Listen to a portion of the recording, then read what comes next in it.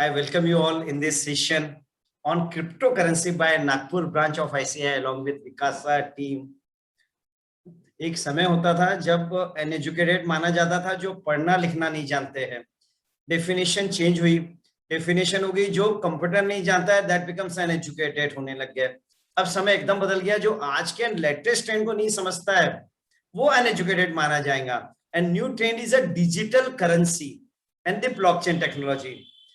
अब इसके लिए अगर कोई 24/7 रात को कभी भी कोई नया टॉपिक आए, कोई भी नई जरूरत पड़े, तो 24/7 one personality is available in Nagpur, कि जिनको कोई भी वर्ड का कोई भी टॉपिक दे दो, he will be available on that topic. I still remember कि एक नया टॉपिक जब ग्रीन जर्मनी वाला जो ग्रीक क्राइसिस हुआ, जिस दिन वो क्राइसिस हुआ उस दिन बॉबी सर से बात किया, राहुल सर से बात किया गया, and he was ready with the topic, he can start instantly on that topic. 24/7 sir is available with us. We welcome you for this session, sir. I would request the chairman of Nagpur branch, CS Saket Bagadia ji, for his welcome address. Yes, chairman, sir. Thank you so much, Naresh sir, the coordinator for this study circle series. CA Dr. T.S. Rawal sir, the chief speaker and the man who is going to take you along this journey along with him. उनकी ship के अंदर में इतना सारा armour भरा हुआ है कि बहुत सारे लोगों को एक साथ लेकर के वो चल सकते हैं. He is a master of so many of things कि नहीं, हमने जब जब सर को पुकारा है कि सर हमें कुछ परेशानी है, वो बोलते हैं कि नहीं आप थोड़ी देर रुको, ऐसे ऐसे करते हैं, उसको सोल्यूशन सामने आ जाता है. तो sir we are really fortunate कि आपने बहुत कम टाइम के अंदर में इतना special program for the benefit of all members, for the information of all the members and the students who have joined in large numbers. This is a joint event of Nagpur branch as well as Nagpur branch of Vikasa. My colleagues in the managing committee, CA Sanjay Agrawal, secretary, CA Kirit Kalyani ji, immediate past chairman, the vice chairman and the Vikasa chairman, CA Jiten Saglani, treasurer, CA Akshay Gulhane, regional council member, CA Abhijit Kelkar, past chairman, CA Surendra Durkka, managing committee member, CA Harish Rangwani, Vikasa team, Ravina, Ameya, Karan Agrawal, Karan Tajne, Aviral, Radhika, Parag. This is the team comprising of Vikasa, very young, dashing members who are working for the students all around the clock. कोई भी problem रहे, कोई भी चीज रहे, तो ये बच्चे लोग हर चीज के लिए तैयार है. And respected members who have joined in large numbers for this very important session. ये जब सेशन के बारे में सोचा तब कंसेप्ट ये आया था कि नहीं, बहुत सारी चीजें हैं जो ब्लॉकचेन टेक्नोलॉजी के बारे में चल रही. As members now we are expected to become more technology masters, and that is the reason that we need to understand these concepts. Cryptocurrency इसलिए साथ में जुड़ा हुआ है क्योंकि that is the buzzword. लोगों ने बहुत सारी चीजें करी भी, बहुत सारी चीजें ऊपर जा रही है. कुछ एक करेंसी है, वो करेंसी बहुत ऊपर गई और फिर करेंसी बहुत नीचे भी आई है, तो लोगों के अंदर बहुत सारा चीजें, और उसको शब्द जब बबल यूज करते हैं ना, तो वो चीजें ज्यादा कॉम्प्लिकेट हो जाती है. But for we professionals, the accounting treatment and the things also needs to be understood. So really keeping this session very interesting, we requested Rawal sir कि sir आप इसके ऊपर में करें, and he has gladly accepted our invitation. I heartily welcome you sir on this forum, and thank you so much for joining this. As regards the future programs of Nagpur branch, the dear members and the students, on 14th, 15th, 16th and 17th, that is day after tomorrow, Monday, Tuesday, Wednesday, Thursday, we are having a 4-day national virtual conference on corporate laws, wherein expert speakers are going to deliberate. It's a welcome opportunity for every member to attend and listen to the stalwarts who are going to speak on this. Morning 8 to 11 a.m. the session is there. This is going to be a real opportunity, क्योंकि अगर मैं बोलूँ कि past president Fadnavis sir है, Nilesh विकामसे sir है, if I say you कि अनिल शर्मा जी है, if I say you अभय अरोलकर जी है, श्रीमा जोशी जी है, then you have got Central Council member Kabra जी. तो I tell you कि ये सब लोग इतने stalwarts इन सब चीज के अंदर में, that this session is going to be really interesting the coming week. We are also going to launch a vaccination drive for the members in coming week, probably on Friday, the details of which will be there, but that would be for 45 plus right now. 18 plus, we are waiting for that. And as soon as we get the notifications, the 18 plus vaccination will also be started at Nagpur branch. Just keep in touch with all of us, all the members, all the students are smiling already when they listen the name of vaccination. But yes, we are putting all our efforts into that. I wish all of you are very happy learning, and thank you so much. Over to you, Naresh sir, coordinator for the event. Thank you, Chairman sir. It's nice to see the activity of the Nagpur branch that it's picking up. It's doing very well. Future belongs to our students only. They are going to carry forward the profession ahead. The updated students are the real asset for the organization. And we have the team of Vikasa. You are fortunate to have such a strong team of the Nagpur branch, whereby you can learn many new things. For introducing Dr. T.S. Rawal sir, as such, you don't need any introduction, but for the sake of few students, they are there with us. I would request Ms. Ravina to please introduce our today's speaker, Sri T.S. Rawal sir. I know introductions तो इतना लंबा रहेगा, पूरी book complete हो जाएंगी शायद. एक short introduction you can do, please. Keep it very short, Ravina, please. Thank you so much, sir. Good evening, everyone. I am Ravina Taide, Joint Editor of the Nagpur branch of Vikasa. I would like to introduce to you a dynamic personality, a ever-smiling person, CA Dr. Tajinder Singh Rawal, a chartered accountant practicing since last 3 decades. He is an MCom, MA in Economics, Public Administration, Urdu, English Literature, LLB, FCA, DSA, CISA, CISM, PhD in Taxation. He is an authority on income tax, cyber laws, investment strategy, and investment system controls and audit. He is a guest faculty on company law, income tax, cyber laws, and financial management in various institutions, colleges, and government organizations. He is past faculty of income tax at Nagpur University Law College for LLB, LLM students. He is a sought-after speaker in conferences and seminars in India and abroad. Sir has contributed more than 200 articles in various journals, author of many books, and recently his latest book, Loads of Money, Guide to Intelligent Stock Market Investment, has been received well by the readers. Sir is a very socially active person and founder president of the Central India Kidney Foundation, vice president of the Punjab Association Nagpur, and an active Freemason. Sir has served Lions International in various capacities as president, Lions Club of Nagpur, zone chairman, region chairman, district PRO, chairman Youth Exchange, chairman Infotech, etc. Sir has served as a vice president, secretary, treasurer of Nagpur branch of WIC of ICAI. He is a founder trustee of Tiger Research and Conservation Trust, India. Sir has been honored by the president of Turkey for his social achievements. He was conferred with Pride of Nagpur, awarded by Kidwai Foundation. Sir is the founder president of St. John's Old Boys Association with the Association of Alumni of his alma mater. He has served on the executive committee of various bodies like All India Management Association, New Delhi, Federation of Indian Chamber of Commerce and Industry, New Delhi, Nag Vidarbha Chamber of Commerce, Vidarbha Industry Association. Sir is a voracious reader and an avid golfer, wide bird watcher, and a serious photographer. He is often invited to speak on environment and biodiversity. Sir is a marathon runner and has run across 80 races in far and a cyclist who participates in more than long distance cycling events. It is my honor to welcome you, sir, and see you always smiling like this. We welcome you, sir. Thank you, Ravina. Thank you, Ravina, for keeping it so short. Otherwise, ये पूरा session 2 घंटे का है ना, sir का introduction से भी complete नहीं होता था.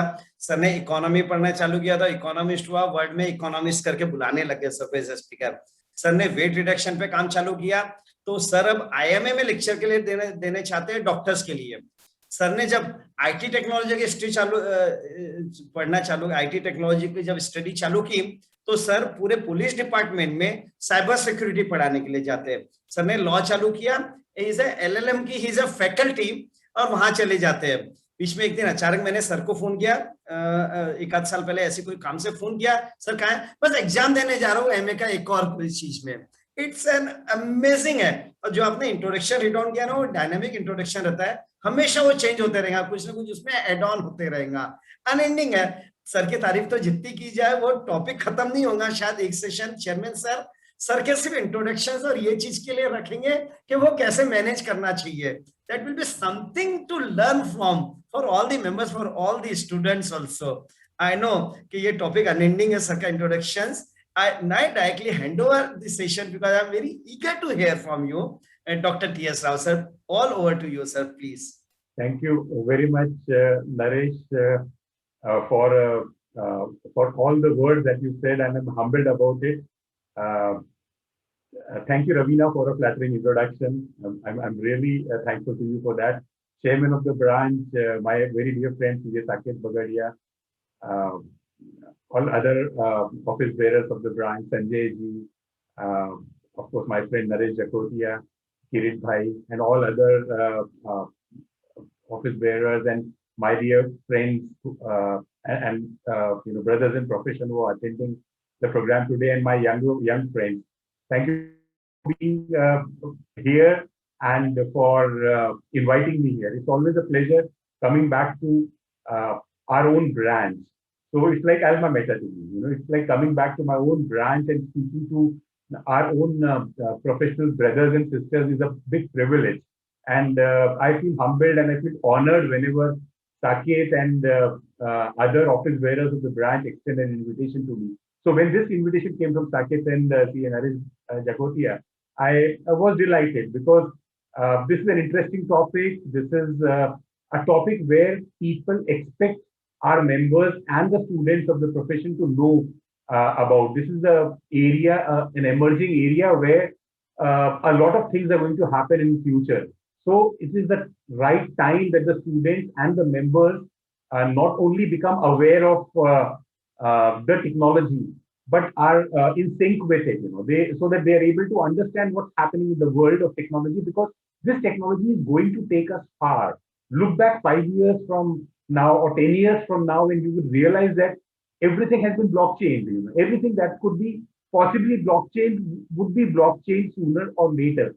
And when we talk about blockchain, everybody thinks of Bitcoin, and everybody thinks of, as C.S. Saket rightly said, rise and fall of cryptocurrencies is what comes to people's mind. $60,000, and then people expected it to go to $100,000, and then it's coming down to $30,000 and so on.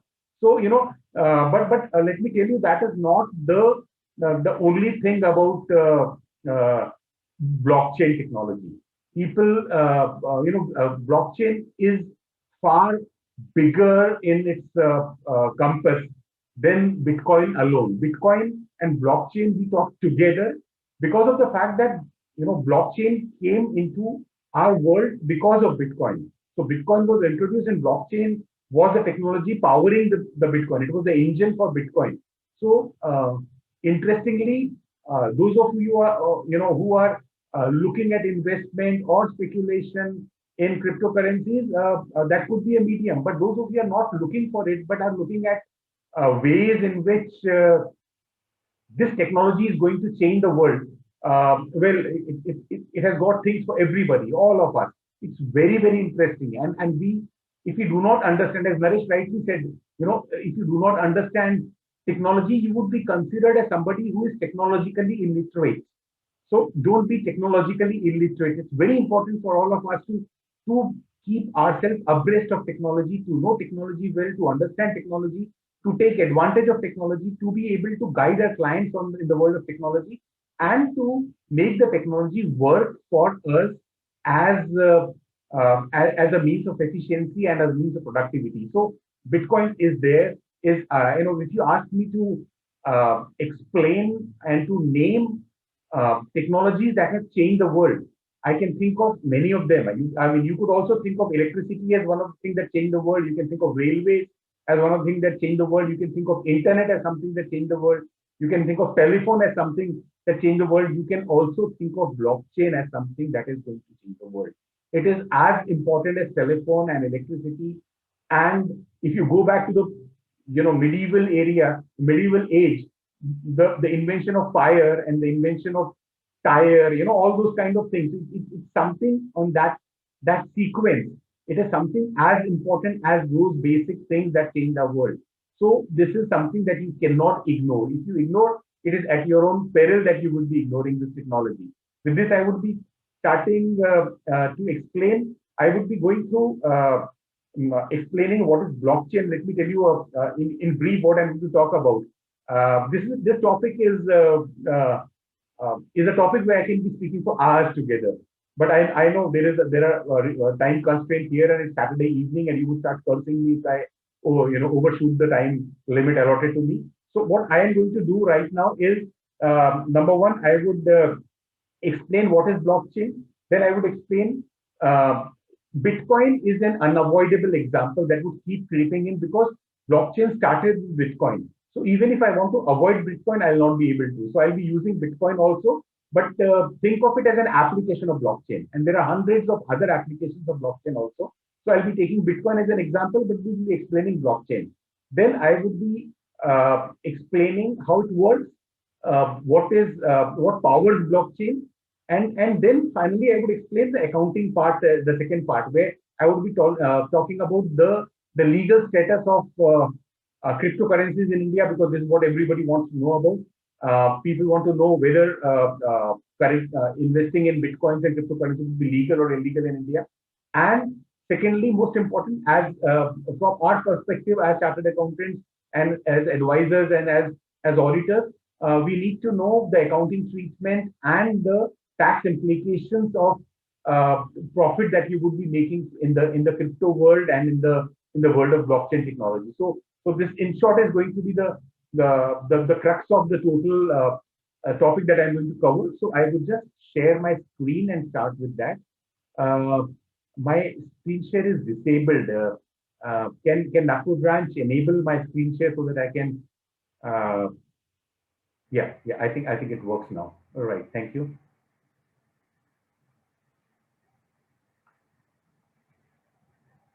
Yeah.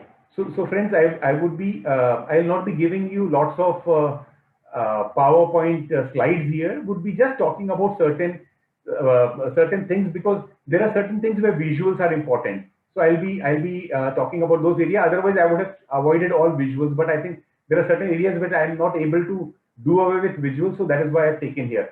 So blockchain is not a new type of data structure. You know, when we talk, it's a fashion to talk of blockchain as something new that has come up. It's not. Blockchain was introduced way back in 1991, I think, as a group of researchers that came forward into 1991, proposing a technology which would be meant for time stamping the transactions.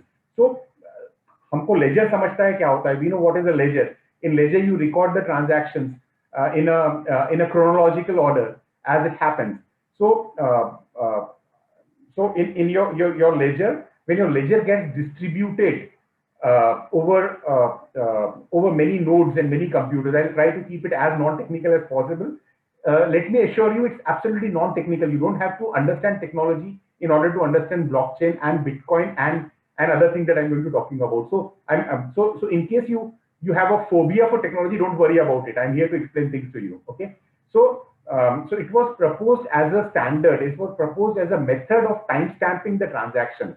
So time stamping means it becomes a proof that this transaction happened at this particular point of time, so that alteration in future would not be possible. This was done in 1991. Another technology that we are using profusely in our practice as chartered accountants, and our clients are also using, is the digital signature, where we're using private key and public key infrastructure. We're using private key and public key. Some of you understand what are public key and what are private key. We're using these two types of keys. So one technology that I'm talking about is the blockchain, which or the time stamping, which already existed in 1991. Another technology that I'm talking about is the public key infrastructure, which PKI as it is called, which also has been existing for many years. It was in 2008 that Satoshi Nakamoto, I do not really know who this person is or was, or was a male or a female or a group of people, or was a pseudonym. People say name looks like a Japanese name. I don't know who this person is or was or whatever. So somebody wrote a paper in 2008 combining these two technology and proposing a method of transferring money from one person to another using blockchain technology, this technology, and public key infrastructure where signatures and encryption are involved, so that this creates a timestamp, and this creates an authenticity of the person signing it, and it creates a non-repudiation, which means that once you have signed, you cannot deny that you had undertaken this transaction. So he combined these two aspects and created what is created Bitcoin. Okay, he proposed that Bitcoin, interestingly, Bitcoin was not supposed to be a tradable commodity. He just created a token system. Try to understand how, how it evolved, and it's going to be very, very interesting for you to understand. So he created a token system where a token would be passed on electronically from one person to another to mark the completion of the transaction. Why this was formed was not for the purpose of trading in a cryptocurrency as we are calling it now. The purpose was to solve the duplication problem. If you read, I've read Satoshi's the paper, the research paper. It said that the purpose of this technology or this particular proposed technology is to avoid duplication of transactions that happen when money is transferred from one person to another. To keep a very simple, give you a very simple example. Suppose you've got 10,000 rupees in your bank account and you go to one ATM, and withdraw 10,000 rupees from that account. And there is another ATM machine lying next to it. For some reason, this ATM machine is at that moment not connected to the internet, which passes on the information to the main server. So at this point in time, before the machine passes on the information to the main server, you have withdrawn the money. Money is out and you've taken the money out. You go to another machine. Before this transaction is reported by the first machine, you withdraw 10,000 rupees from another machine. Machine would check the balance and will give you the money. Later, when though the transactions are reported, they're dumped on the main computer, they would realize that out of 10,000 balance, you have withdrawn 20,000 rupees. So there would be a double debit which may happen because of the technology involved. In order to solve this problem, Satoshi proposed of this technology. He said that this is a distributed ledger technology which I proposed, which would solve the duplication problem. So it was not intended to be a currency. It was not intended to be anything else. Using existing technology, he wanted to solve the problem, and the problem got solved easily using this technology. I would explain how it worked, and those of you who have queries, I know it's a topic of technology, queries would be there. So you can keep writing in the chat window, and maybe later the moderator of the session would perhaps compile them, or I can also read the queries as you pass it on the chat window. Of course, we would have a question answer session at the end to satisfy all your queries. So this is how it was proposed to create an environment where transactions duplication would be avoided. Now, as it evolved, now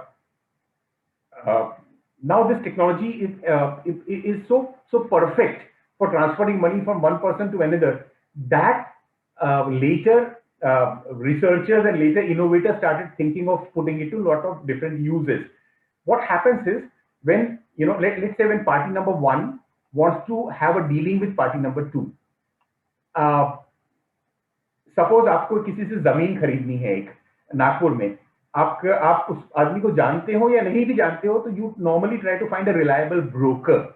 Okay, you try to find a reliable broker who would know you and who would know the other party also. आप क्यों चाहते हैं ऐसा? Even if because you may not know the financial dealings of the party you're dealing with, but you know the broker. Broker is a reliable person who knows this party and he knows you. He is trusted by you as well as he is trusted by the seller also. So you trust the broker. You give all the information to the broker. The other party also gives the information. Money also changes hands through the broker sometimes if you do not know the party, and so on. So the transaction takes place because of the intervention of a trusted intermediary. Bank is an intermediary, commission agent is an intermediary, broker is an intermediary. So there are lots of intermediaries involved in the process when you do a transaction. The blockchain technology attempts to do away with the intermediary. You don't need a bank. You don't need a broker. The other parties do not know the integrity of this party. This party does not know the integrity of this party. They do not know each other. Unless there is a middleman involved, they will not be able to do the transaction. This middleman is replaced by a technological trust, which is created by technology. So you don't need the broker, you don't need a bank, you don't need Reserve Bank, you don't need ICICI Bank in between. You can transfer money from you to another person using technology, and the trust is provided by the technology. This is what the beauty of blockchain is all about. So once you understand this beauty of blockchain, now you can apply this to every possible ledger in the world. Every transaction, every ledger When I say ledger, as same thing that we call accounting ledger, something similar. Any asset register, any register where things can be written in a chronological order would be a ledger here. So your birth and death register of Nagpur Municipal Corporation is a ledger for this purpose. The the notarization of documents, the registration of properties, these are ledgers. So you write in the chronological order the transactions that take place. So so anything which could be written in a ledger, in a scroll in chronological order, is prone to blockchain technology. So you can have blockchain technology applied to everything. Marriage register, blockchain technology. Register of birth and death, blockchain technology. Even voters register, voter list, and the voting transaction can be amenable to blockchain technology. So once you have created a technological trust, so you've created a trust where there was no integrity in the system. The integrity is created by technology, not by an intermediary. The blockchain technology starts working for that person and or that thing. Now let me take it if you've understood so far, let me take it to a little to the next level. So what is the properties of distributed ledger which is used in blockchain? Let me explain to you. I would come to explain things that I have not understood here. Rest assured, by the end of this session, you are going to be somebody who can speak with the air of an expert on this topic. You can easily speak with the air of an expert on this topic. Rest assured, I'm going to make it so simple and so understandable for you. So the distributed ledger technology, which is used in blockchain and in Bitcoin and in every other currency that is used, any other cryptocurrency, has got these features. Number one, it is programmable now. When Satoshi proposed the blockchain technology, he did not anticipate smart contracts. But smart contract is a later invention, a later improvement. A smart contract simply means that even a contract can be a programmable contract can be built into the blockchain.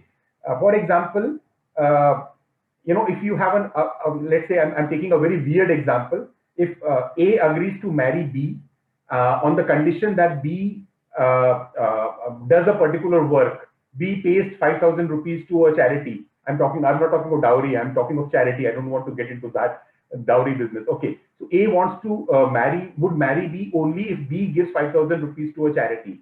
This can be programmed to the blockchain to say that whenever the moment B transfers 5,000 rupees to charity, the marriage contract would be activated. Just a weird example out of loud thinking that I'm giving to you. So these are smart contracts that can be built up into the program. It's a distributed ledger. The ledger that I'm going to spend a couple of minutes later to explain this, but it is distributed over hundreds and thousands of nodes. Nodes are the computers. So it is distributed. It's a peer-to-peer network where every computer carries the transaction, is capable of carrying the transaction. So the ledger is distributed. Ledger is not, there is no central brain or a central server here. All are connected. All nodes are like connected in a peer-to-peer network like this. So they are connected to each other. There is no central authority here. They are just connected to each other. There is no Reserve Bank of India involved for clearing the transaction, so to say. It's they are the users are directly connected to each other and they are doing the thing. It's a secured. The records are secured using encryption technology. Encryption is again the distribution and encryption are the two things that I would be spending some time later to explain. And it is immutable. The records are irreversible. Once a record is created, you cannot undo it. When I explain distribution and technology and secure, I would explain this also. So they are irrefutable. I mean, you cannot change, modify, forge, or alter any entry once it is done. They are anonymous. Now, this is a big, a big kind of contradiction that may seem here. If they are, if I want to transfer money to you, you should be sure that money is coming from me, and I should be sure that the money is being transferred to you. So anonymity and this identification will look contradictory to each other. I won't be explaining how it works. It's fun, I can tell you. It's a wonderful world of technology that I'm going to take you to. You're going to enjoy the journey today. It is unanimous. All transactions that take place are it's a democratic process where everybody agrees to the transaction having been done. When A and B marry using blockchain technology, all the witnesses agree that the marriage has taken place, and this is immutable. This is secured. I would explain anonymity later, but it's unanimous certainly. And this transaction is time stamped. At that exact point in time when this transaction took place is recorded. So that exact moment is recorded. So any transaction taking place 1 second later or 1 moment later would be a subsequent transaction. All these are the features of the technology that is behind blockchain and behind Bitcoin. And so this makes it very, very interesting. Okay, I would skip certain things because I need to rush also.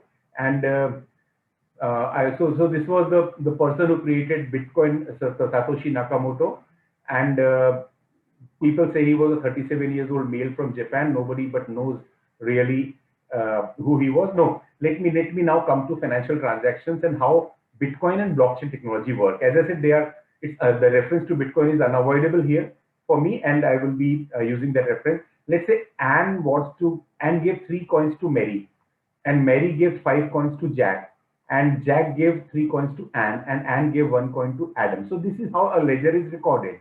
You keep recording transaction in the ledger. Now let's take this a little further, and now let's say the transaction is Anne gave 10 coins to Mary, and Mary gave 5 coins to Jack. Jack gave 3 coins to Anne, but Mary is smart. Mary has an access to the ledger. She finds that the ledger is open in front of her. So what she does is she removes the name of Jack and puts Mary's name. That Mary has given 3 coins to Anne, and Anne gave 1 coin to Adam. So this transaction gets recorded, credited into the account of Anne instead of into the account Mary instead of account of Jack, who is the person who should get the credit. So this happens in a manual ledger sometimes. In order to avoid this kind of problem that happens, we come to what is called a hash function, encryption technology we use here.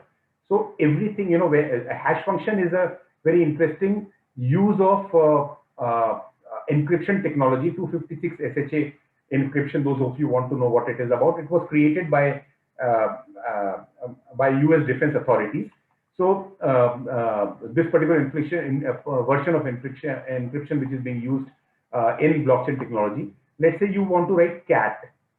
So a hash function is created, kind of a message digest is created, this means cat. So the moment somebody changes the spelling to CATO here, this would not respond to this hash function. That means this hash function is derived from the word cat. The moment somebody makes a capital T instead of a small t, this hash function would become invalid. This would not respond to this cat.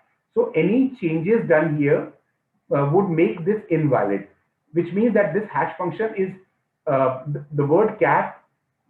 This gets derived from the word cat, and this is related to cat in such a way that you can verify this hash function comes from cat, but you cannot do a reverse engineering to create the word cat out of this hash function. It is using an encryption technology, and which is fairly irrefutable, fairly unbreakable in using fairly. When I say fairly, it would take about 1 million years for you to come from this to this. 1 million years from you to come from this to this. From cat to hash, you can verify in a minute's time, in a second's time. So this is kind of irreversible kind of digest that you have created. This technology is used here. So a white cat is outside would have a hash function like this. Even if it is a 1 paragraph, hash function would be like this. If it is a 1 word, hash function would also be like this. So by the size of the hash function also, you cannot make out that this is a 1 word or a paragraph. There is no clue here.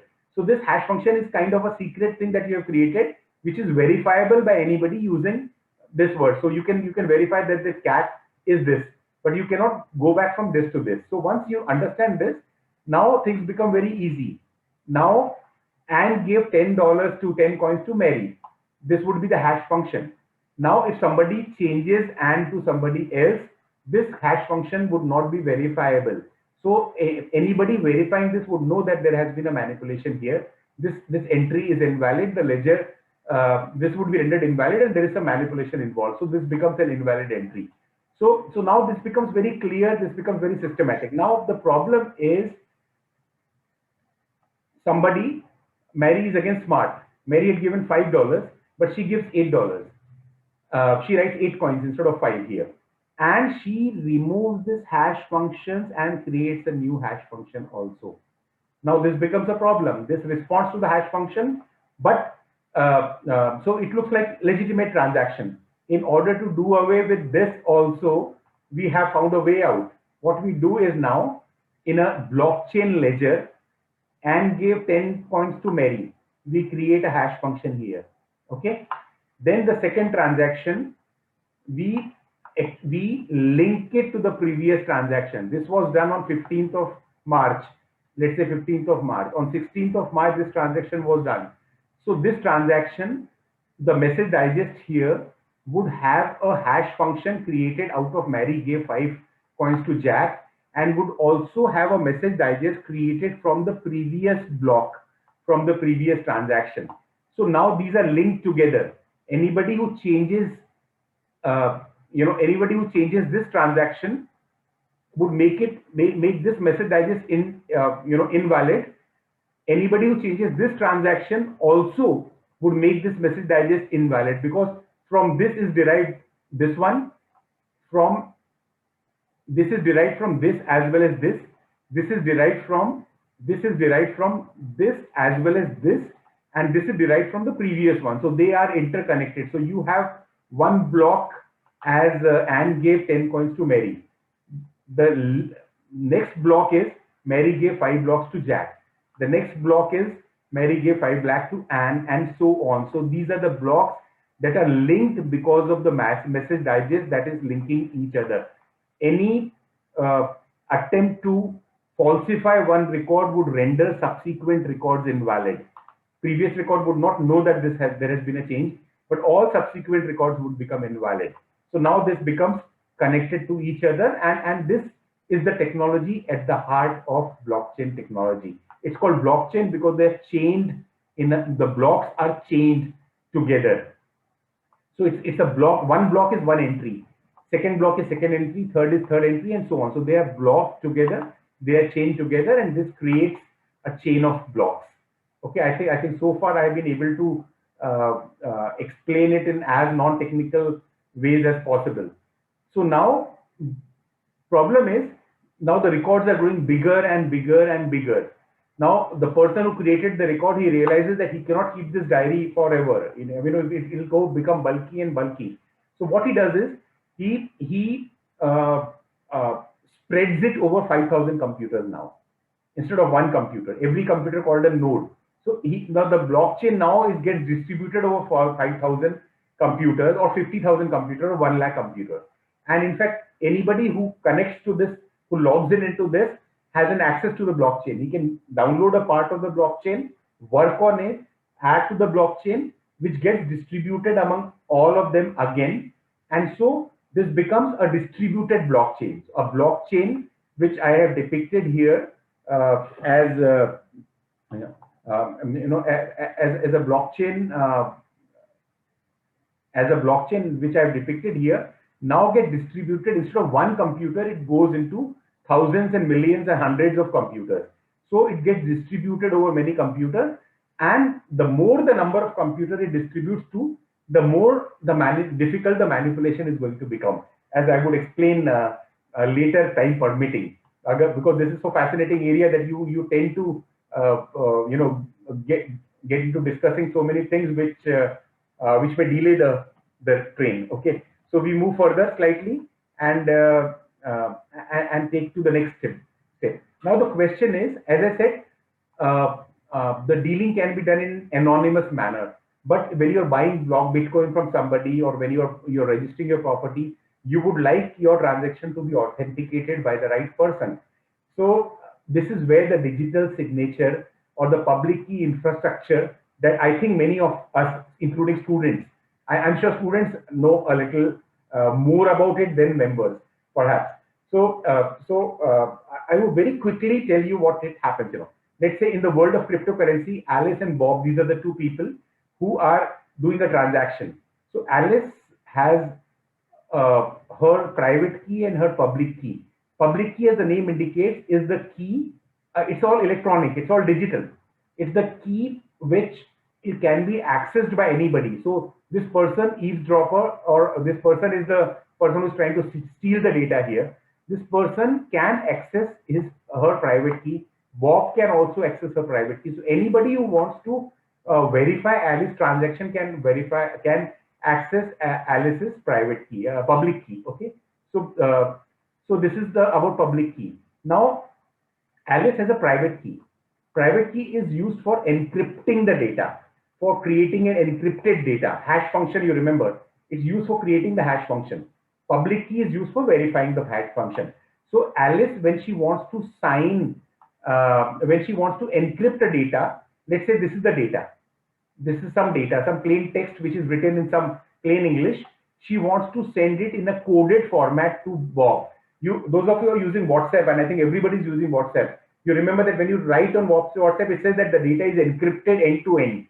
So from you to the user, WhatsApp assures you that the data would be encrypted. Nobody who tries to snip into the data would be able to read it. Of course, WhatsApp would be reading it, but not anybody, not any intruder outside. So the plain text that you write in WhatsApp message gets encrypted using Alice's. I want to send it to Bob. It's a one person.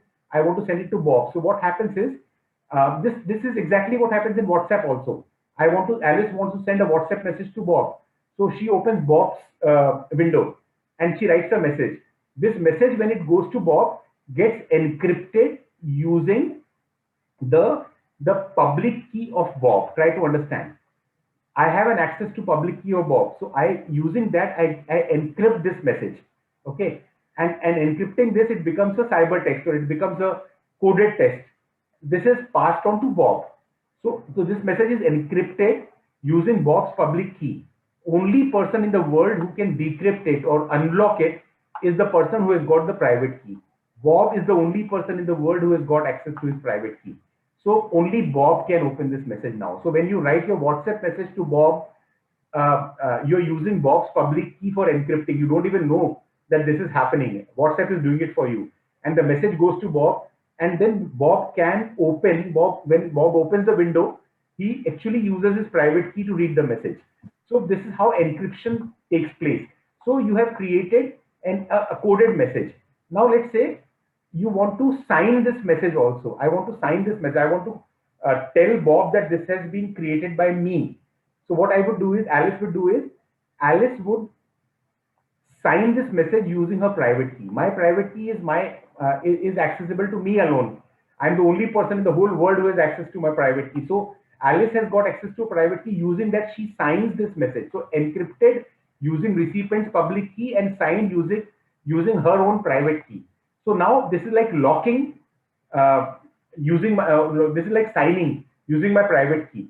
And now this is sent to Bob. What Bob will do is, number one, he opens the encryption using his private key. He opens the lock and the message becomes readable. Now that to verify that this message has been sent by Alice and Alice alone, he uses Alice's public key to verify this hash function. There's a message digest below the message which responds to Alice's private key. So if it responds to Alice's private key, it has been signed by Alice's public key. If it is respond to this public key, it has been signed by Alice's private key. This is a beautiful technology, public key infrastructure, that you are also using for sending your income tax return to income tax department and GST return to GST department, for using your WhatsApp and all other kind of secure transactions. When you do a transaction with a bank, you're using this technology. So this technology, coupled with distributed ledger that I explained earlier, put together makes Bitcoin and blockchain and all the cryptocurrencies in the world. If you can understand this, you have understood the engine behind Bitcoin and engine behind blockchain and other technology. So this is what I have explained to you. I would move forward. So what happens is, now I would very quickly now summarize things for you, and so that I can move to the next topic immediately. So blockchain is a type of diary or spreadsheet containing information about transactions. Each transaction generates a hash. Hash is the digest that I explained to you. Hash is the number of string of numbers and letters that I showed to you. Transactions are entered in the order in which they occur, chronological order. The hash depends not only on the transaction, but the previous transaction's hash. It is linked to the previous transaction as explained below. Even a small change in the transaction would create a completely new hash or would make the hash invalid. The node checks to make sure such a transaction has not been changed by inspecting the hash. It verifies that the transaction has not been modified by verifying the hash. If the transaction is approved by a majority of the node, then it is written into a block. Let me explain to you. So a transaction, let's say I want to send 5,000 rupees to Ravina here. So what I do is I send this money to her, and I create this transaction. Now there are people, the other nodes are there who would verify. I'll tell you what they verify. They would verify that the money is being sent by me, number one. So my identity would be verified. I would come to anonymity part later. The fact that money is being sent to Ravina would also be verified. Okay. Her identity is verified. Anonymity part I would come later. Amount is $5,000, 5,000 rupees. That my wallet has got 5,000 rupees would be verified. That, so when everything is verified, the money gets transferred. Let's say it's like electronic money, it's a Bitcoin. So when everything is verified, a Bitcoin is transferred from me to Ravina. This transaction is verified by lots of people there are thousands of nodes who would compete to verify this transaction. Now you would ask, in a distributed democratic setup of blockchain and Bitcoin, why would people get interested in verifying the transaction that is in one person? The reason is, I'm now introducing to a new term. It's called proof of work. As Satoshi proposed, that the moment a transaction is created, the greed of the nodes must come in. The nodes must become greedy to verify this transaction. Anybody who verifies the transaction first gets some remuneration out of the process. So out of that 50,000 or 5,000 nodes, everybody would start verifying, creating the proof of work or verifying the transaction, which is a very, very intricate process. The mining process is a huge process involving a huge computational power. It's like solving a big mathematical problem, huge mathematical problem. So people start working on it. It takes, using the best computational technology available in the world, it takes about 10 minutes to solve that mathematical problem. Can you imagine how difficult? I mean, you know how fast computer works. So using the best of the microcomputers and the big blue and all computers put together and all the distributed power, it takes about 10 minutes for the first person to verify this transaction, to provide the proof of work. So this transaction is verified by this person. He gets a lot of remuneration in the process, and others would now verify that this has been verified properly by this person. So a transaction between me and Ravina, where it takes place, is verified by thousands of nodes. They are trying to compete and they're trying to verify this transaction. They are just working. One of them gets verified. He's the first person to verify the transaction. He gets the remuneration, and all others would verify the transaction to be correct. Once it's verified to be correct, everybody notes this transaction on his ledger. So the distributed ledger gets updated the moment a transaction is verified by many users as correct.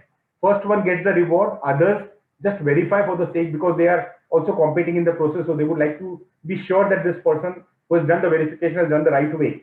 So they keep verifying, and the moment verification reaches a certain level of certain numbers of computers who are verified, the transaction is added to the blockchain.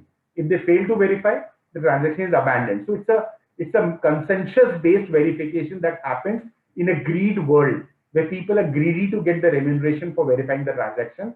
So the trust is created in a greedy world by capturing or by exploiting the greed of the people itself.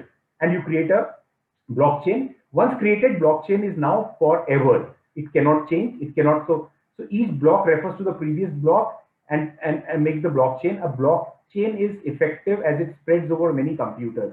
each of which has a copy of blockchain. Now, every computer has a copy of blockchain. If I manipulate on my account, it would not change anybody else. Everybody has to have a copy. These are called nodes. The blockchain updates itself every 10 minutes. So I think a lot of technical things I have been able to explain in a very simple terms. Very quickly, in one word, I would explain wallet is same as your bank account. Is, you know, when you have a wallet with ICICI Bank or IDBI Bank, the balance in your account. So your wallet may have bitcoins or other cryptocurrency, and you transfer from your coin to another. So it's like your purse, your electronic purse. Proof of work, I've already explained the successful completion of the transaction. Mining is creating the proof, solving the problem that results in proof of work is called mining. So when you're using gold terminology here. Gold is mined, so they thought it's as valuable as gold. So the term that was given was mining here.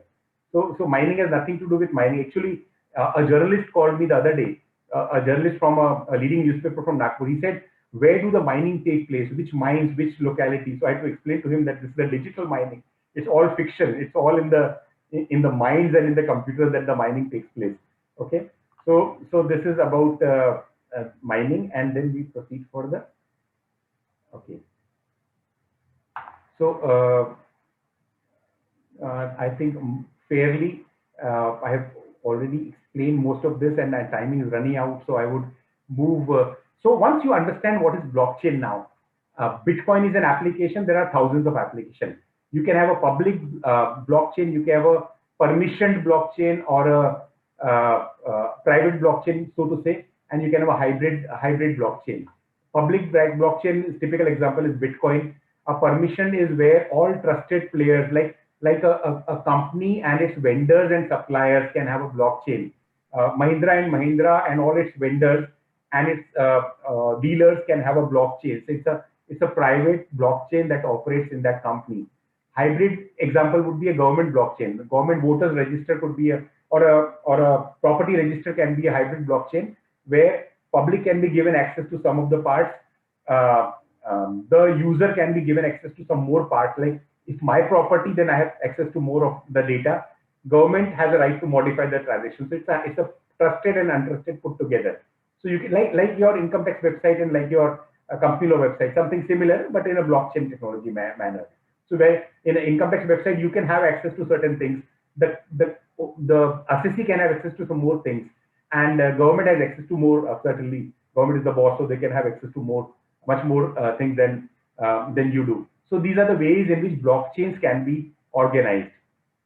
Okay, so now let me come to the second part. I think any queries up to this part, because this was the technology part, or if you want to reserve the query to the end of it, I don't mind it.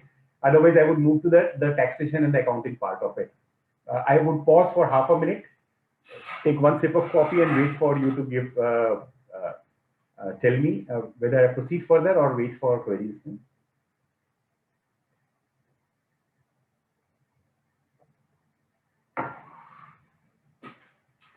I think makes sense for me to proceed further. Okay, so now I come to the legal part and the accounting part and the taxation part. Very quickly, 6:26 is already. So I'll very quickly sum it up, and fortunately, it took me a lot of time to explain technology part. It won't take me that much time because we are all specialists in this domain. Okay, so what is the government stand on cryptocurrencies? There has been a lot of dilly-dallying about cryptocurrencies. The government, because government did not understand, government was skeptical. Even I am one of those people who have been very vehemently telling that cryptocurrencies have zero value. So there are extreme ends. Some people who say the cryptocurrencies have become assets, they are as good as currencies, and there are people on the other end of the spectrum, though very few, who say that cryptocurrencies have got zero value, zero intrinsic value, whatever. I mean, we don't want to get into that debate now. We are into accounting and the taxation, the legal part. So the Ministry of Corporate Affairs has made it mandatory for companies to disclose crypto trading and investment during the financial year. This is kind of a recognition. While it's a safety measure, it's a recognition that crypto assets and crypto investments do exist in our country, and the government is recognizing. So it's a good thing, it's a bad thing for the crypto, because the government understands that it's there. So it has to be accounted for properly. It has to be disclosed properly. And I think those of you who have been reading the statements by Elon Musk on this topic would know that Elon Musk said that he would be keeping all the crypto assets and so on in his company's books of accounts, and on a lot of things going on about that. Anyway, in India, stand is very clear that it has to be properly accounted for and recorded. The confusion arose because of Reserve Bank's 2018 circular, which said that cryptocurrencies was not a currency, and it advised all entities regulated by it not to deal in cryptocurrency. So this was a setback.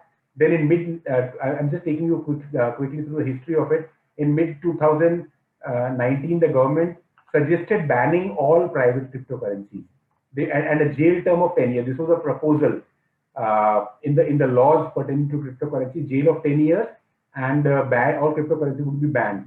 Supreme Court in March 2020 overruled this RBI circular. Now, so the cryptocurrencies are not illegal in the country. Cryptocurrencies have to be recorded in your books of accounts properly. There is nothing wrong in owning cryptocurrencies. They are, let me tell you, they do not have the status of currency. Currency is a fiat currency. Currency is a currency which is rupee and dollar, which is backed by the government sovereignty. It's backed by the government. So if it is currency, it must be backed. So cryptocurrency is a wrong name.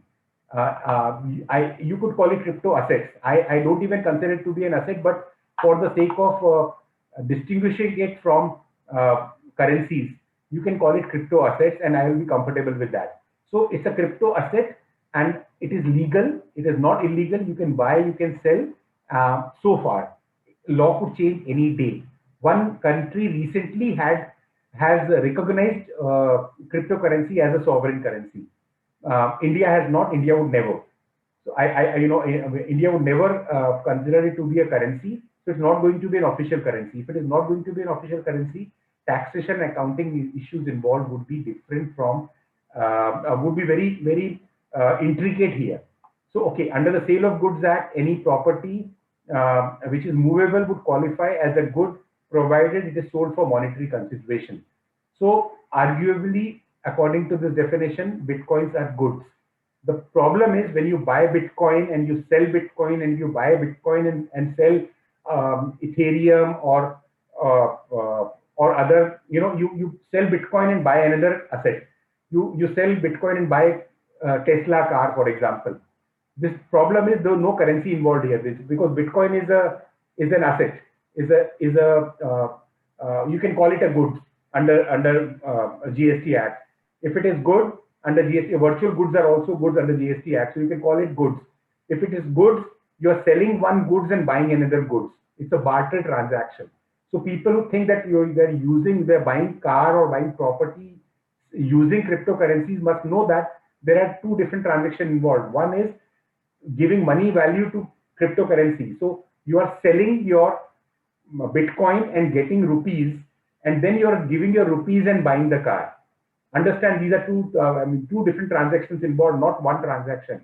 This is what the tax authorities will understand sooner or later. This is what we chartered accountants have to understand. So when you barter a transaction, when you sell Bitcoin and buy Ethereum, another cryptocurrency, you are giving one asset and buying another asset. Rupees are not involved here. When you convert it into rupees, then rupees would be involved. So there would be multiple transactions involved in this transaction, which is going to complicate the matter. So now under the Income Tax Act, capital assets are also defined to be the property of any kind. So Bitcoins would qualify to be capital assets if you are holding it for a long period of time. So it's a capital. If it is an asset, it can be a capital asset. If you buy it and hold it for a long period of time, so it could be short term, it could be long term, it could be capital. It is a capital asset, which could be short term, which could be long term. The question is whether Bitcoin could also qualify as stock in trade. The law will have to specify this. Law does not. Like shares can become stock in trade, and even real estate can become stock in trade in certain situations. Debentures can become stock in trade in certain situations. Commodities can. So whether Bitcoin would become stock in trade, unless the law specifies, it would not. So law will have to come clear on that. Otherwise, there would be a capital asset. So of course, if it is a capital asset, it could be short term, it could be long term. If it is long term, then cost of acquisition and the sale consideration would become relevant here. So now the problem is when the consideration is received in fiat currency, in rupees, there is no problem. Where there is a barter transaction, there would be a lot of disputes involved here. At what price it was sold, whether you're going to take international price of bitcoins at that point in time, or whether you're going to take some local exchanges point of time, and if it is not traded, what would be. So there will be lots of issues involved in a barter trade because unless rupee is converted into rupee, things would be very difficult. When it comes to mining of the Bitcoin, you remember proof of work that I explained here. When it comes to mining of the Bitcoin, there is no specific rule as to the cost of acquisition. When you mine the Bitcoin, what happens is, let me explain it a little further. When you do the proof of work, you are given certain Bitcoins as a remuneration. So remuneration also comes in the form of the virtual currency. Let's say 6.25 Bitcoins are given to somebody who mines the Bitcoins, who provide the proof of work. Now the 6.25 Bitcoin that he got is in the form of an asset. You can call it self-generated asset because it's created out of nothing for you. So it's a self-generated asset. Now the question is whether it will be taxable. To me, it will not be taxable unless it is sold. So because creation of the asset is not monetizing it, it does not become monetary, and it's not money.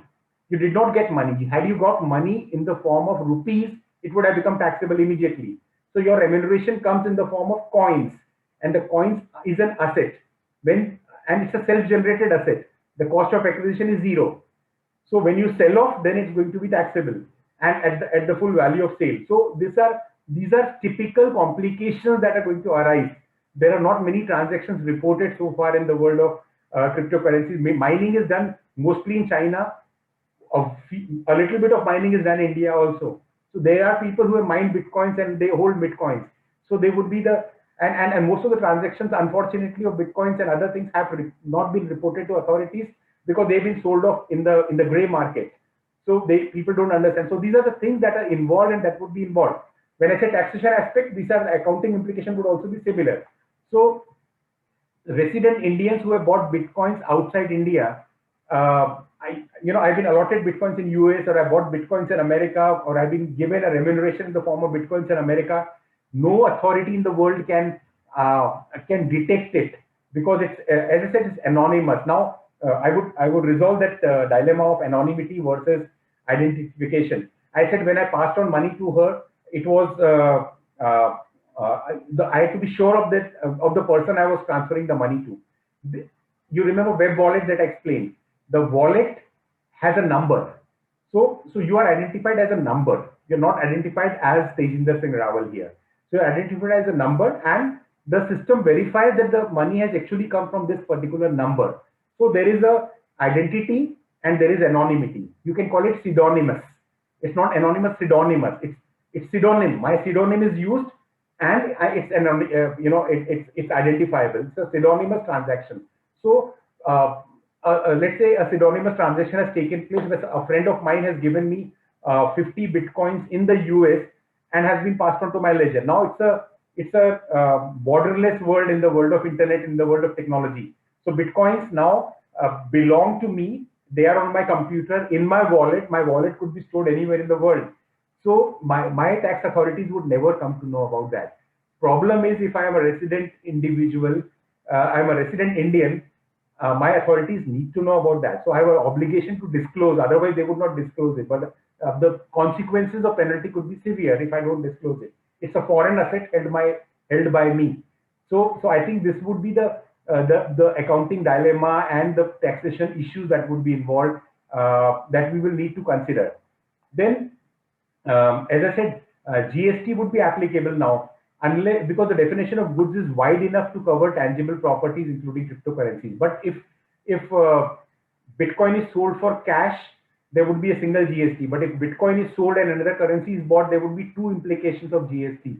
So the GST authorities will have to come out with a clear guidelines whether GST would be applicable to Bitcoins, and if yes, at what rate, and whether if Bitcoin is converted into another cryptocurrency, whether GST would be applicable or not, or whether it, so otherwise it may end into multiple GST being levied on the transaction. And if GST gets levied on the transaction, it may actually kill the technology.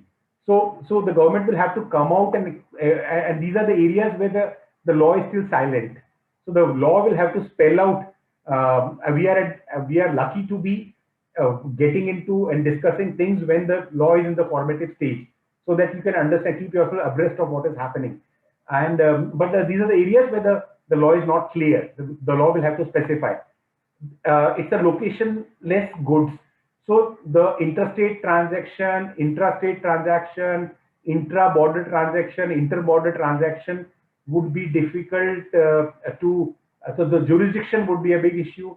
Whether it's done within the state of Maharashtra or whether it's being done outside the state of Maharashtra would be something that will have to be defined in the law, or the law will have to specify what happens, because this is a borderless kind of world. So these are the things that the law perhaps did not anticipate. So the accounting would also depend upon what the law says about it. The pronouncement of law would decide the accounting part of it.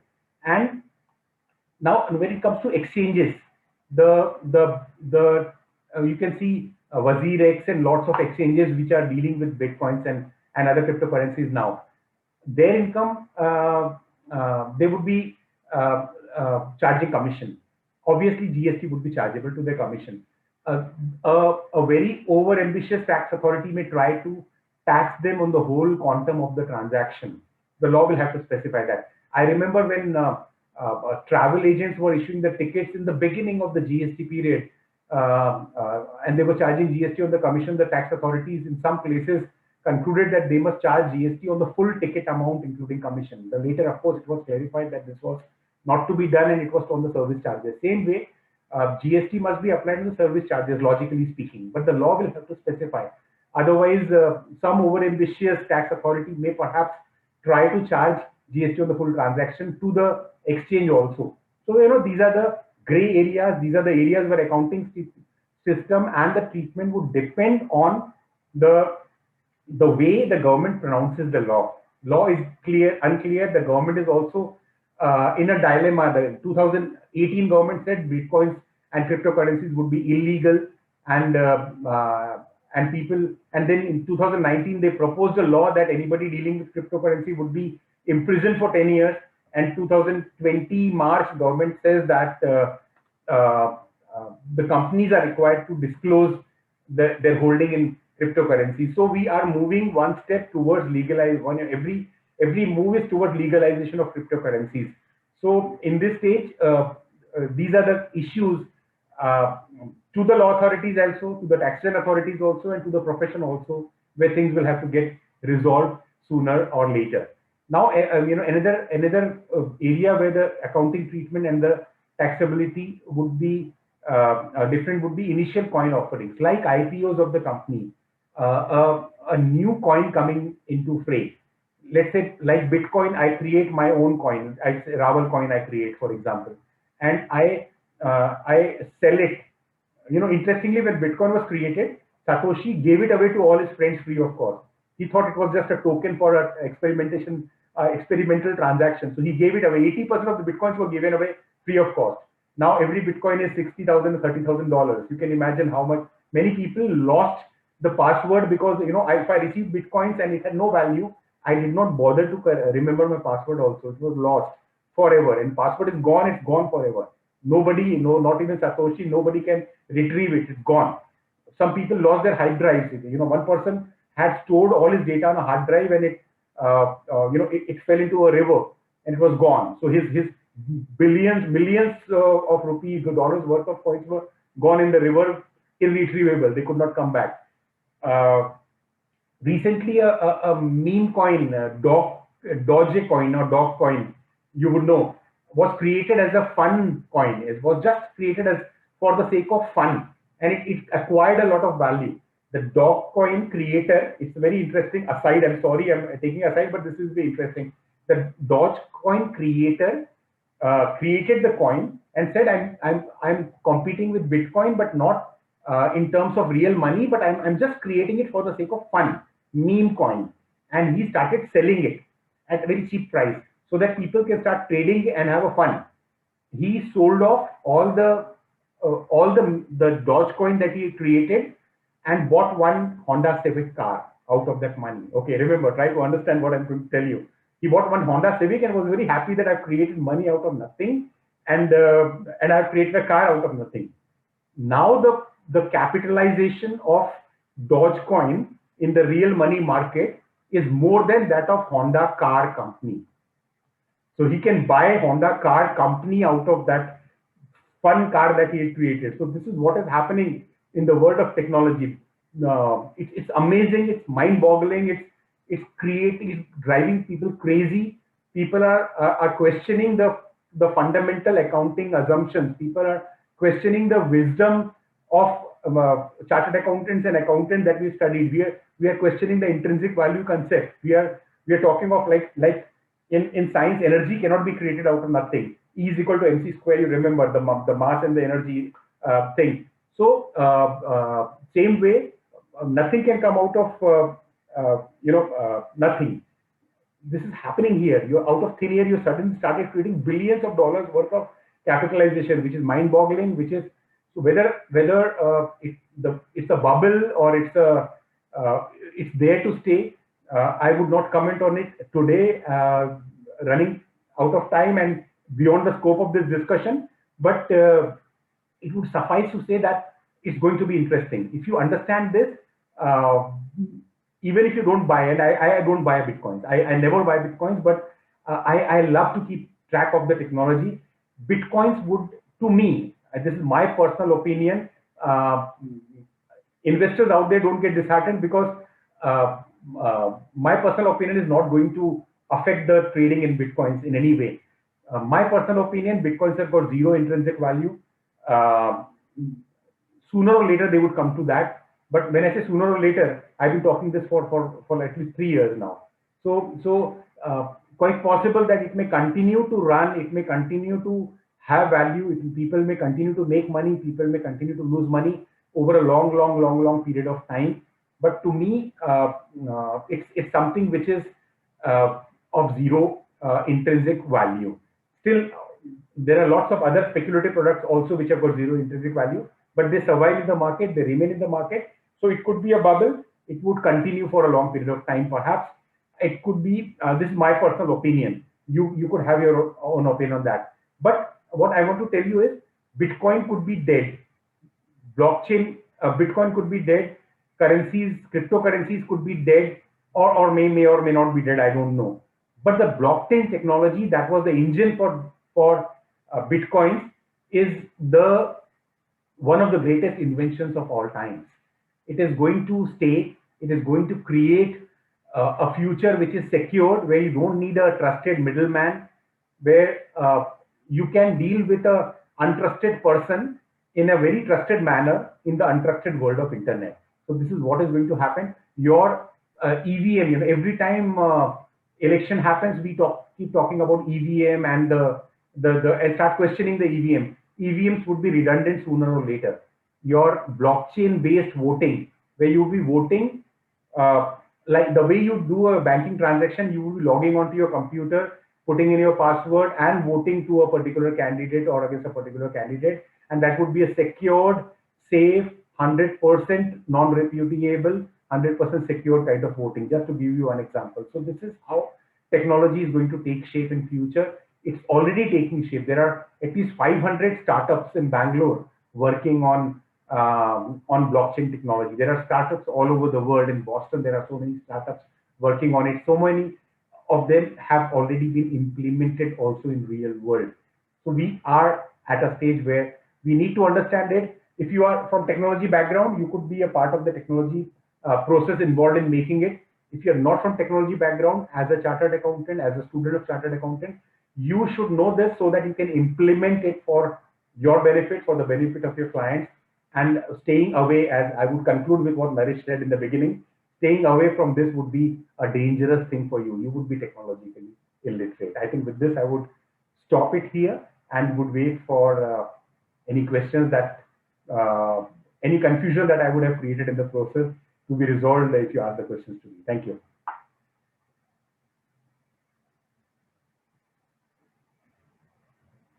Naresh, you're muted, I think.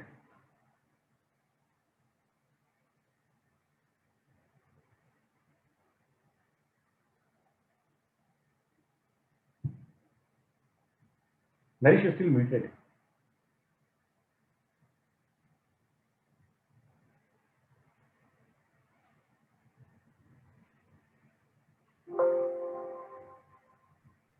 Am I audible now, sir? Yeah, yes, yes.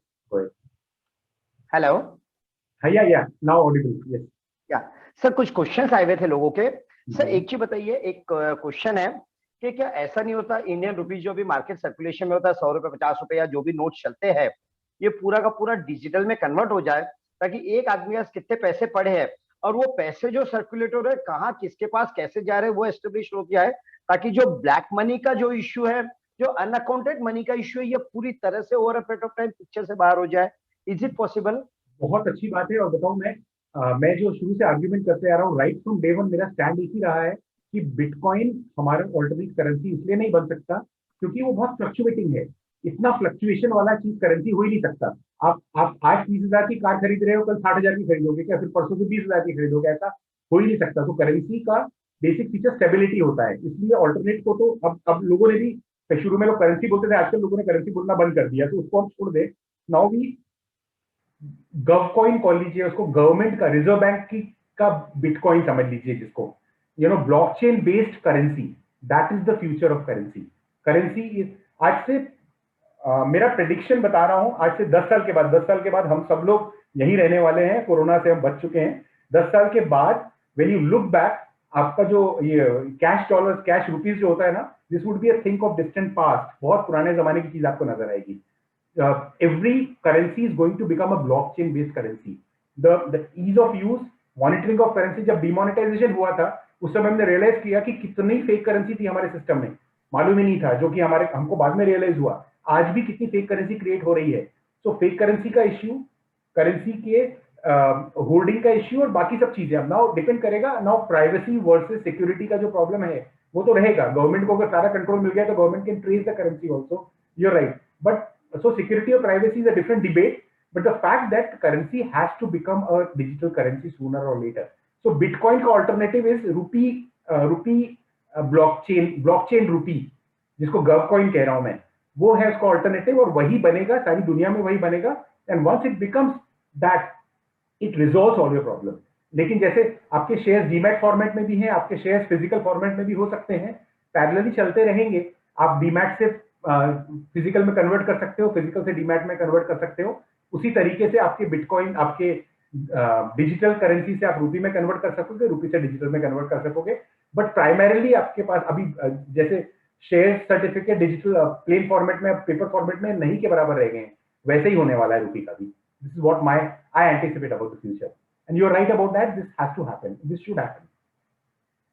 Sir another question is there कि underline कोई assets तो crypto currency में बिल्कुल भी नहीं है इसके अंदर में, ठीक है? तो हाउ एनी गवर्नमेंट और any country can recognise it as a currency अगर उसको कोई अंडरलाइन एसेट्स नहीं है? क्योंकि एक माना जाता है जैसे इंडिया में जितना मनी सर्कुलेशन में है तो ये मानते हैं कि आरबीआई के पास में इक्विवेलेंट अमाउंट का गोल्ड रखा है, जितना गोल्ड लेते हैं उतना मनी इश्यू करती है और मार्केट सर्कुलेशन में चालू होता है। तो अगर अंडरलाइन एसेट्स नहीं है तो any government how it can recognise it? हाँ, मैं तुमको बताता हूँ 2-3 चीजें। पहली बात तो जो गोल्ड स्टैंडर्ड की जो बात कर रहे हैं ना, वो 1970s के पहले की कहानी है। अब गोल्ड स्टैंडर्ड तो खत्म हो गया पूरी दुनिया में। America was following gold standard 1971। उसके बाद धीरे धीरे सारी दुनिया में गोल्ड स्टैंडर्ड नहीं है। पहली चीज तो ये, मतलब हमारी currency is not backed by gold. हमारी करेंसी के अगेंस्ट में गोल्ड रिजर्व अगर रखती है गवर्नमेंट तो वो गवर्नमेंट की मर्जी है, रखने की जरूरत नहीं है, पहली चीज। दूसरी चीज, हमारी करेंसी जो है उसकी वैल्यू इसलिए है कि I promise to pay the bearer sum of rupees 100 rupees जो लिखा हुआ है आरबीआई गवर्नर का साइन करके, उसकी वैल्यू उस वजह से है। तो इट्स अ सॉवरेन गारंटी। हम सोना नहीं रख रहे उसके बदले में, लेकिन हम आपको साइन करके दे रहे हैं कि आपको जब भी देना होगा तो 100 रुपए के नोट के बदले हम 100 रुपए की वैल्यू आपको देंगे। तो fiat currencies are either gold standard which is redundant now, which is obsolete. Second is they are guaranteed by the government. It's a sovereign guarantee, sign किया हुआ चेक है आपको दिया गवर्नमेंट ने। तो रुपी 100 रुपए का नोट गवर्नमेंट का चेक है आपके पास कि हम आपको इतना पैसा देंगे, इसकी वैल्यू का वर्थ आपको देंगे, तो इसलिए वो वैलिड है। तो this is about the currency. Now bitcoin की जो बात है, I would 100% agree with the person who asked the question कि बिटकॉइन में जीरो इंट्रिंसिक वैल्यू है। अब ये डिस्कशन बहुत लंबा हो सकता है। आई बीन आर्ग्यूइंग, आप नेशन नेक्स्ट पे मेरा एक डिबेट था with the people who are into Bitcoin trade and blockchain trade, who are way up into that, up in that ladder. और मैंने बहुत बहस की उनसे. I would suggest you just search for that. I'm perhaps one of handful of dozens of people who are constantly arguing that Bitcoin has got zero intrinsic value. उसकी value नहीं है. तो अगर जीरो वैल्यू है तो कोई country इसको recognise क्यों करेगी, सवाल उठता है. नंबर वन, जिस कंट्री ने रिकॉग्नाइज किया है ना इसको, उस कंट्री की अपनी करेंसी की वैल्यू जीरो है. तो वो कंट्री डॉलर को अपनी सब्स्टिट्यूट करेंसी के लिए यूज किया करती थी, प्रॉक्सी करेंसी के लिए डॉलर यूज करती थी. तो उसको एक ऑल्टरनेटिव मिल गया, डॉलर की जरूरत नहीं, अमेरिका पे डिपेंड होने का जरूरत नहीं है. तो उस कंट्री के लिए अच्छा था कि उनके पास एक करेंसी मिल गई जिस करेंसी को यूज कर रहे हैं. India would never do that for that reason. अब आपको समझ में आएगा इंडिया क्यों नहीं करेगा. जो पहली मनी का जो डेफिनेशन है उसमें बेसिक है कि it should be relatively stable. आज जितना पैसा मिल रहा है कल करीब करीब उतना मिलना चाहिए. धीरे धीरे इन्फ्लेशन का असर होगा, लेकिन शॉर्ट टर्म में आपको आज 100 रुपए है तो कल भी 100 रुपए की वैल्यू, आज 100 रुपए में 2 किलो मिल रहा है तो कल भी 2 किलो मिलना चाहिए. उसकी स्टेबल वैल्यू होनी चाहिए. बिटकॉइन में ऐसा नहीं होता है. तो ये करेंसी हो ही नहीं सकती. करेंसी फीचर्स भी नहीं है, उसके गुण भी नहीं है, उसकी इंट्रिंसिक वैल्यू भी नहीं है, इसलिए करेंसी तो नहीं बनेगी. लेकिन यदि इसकी कमोडिटी वैल्यू बन जाती है, इसका जैसे सोने की कीमत है, वो सोने से कंपेयर करते हैं इसको, उस तरीके की वैल्यू स्पेक्युलेटिव मार्केट में बनी रहेगी. जैसे हम कहते हैं beauty lies in the eyes of the beholder, या जैसे एम एफ हुसैन साइन करता है तो 1 करोड़ रुपए की हो जाती है पेंटिंग, वैसे ही अगर लोग चाहते हैं कि इसकी वैल्यू है तो वैल्यू रहेगी जब तक लोग चाहेंगे. तो इट्स अ परसीव्ड वैल्यू. हर आदमी ने डिसाइड कर लिया कि मैं 30,000 रुपए में खरीदने बेचने को तैयार हूँ, 30,000 की वैल्यू है.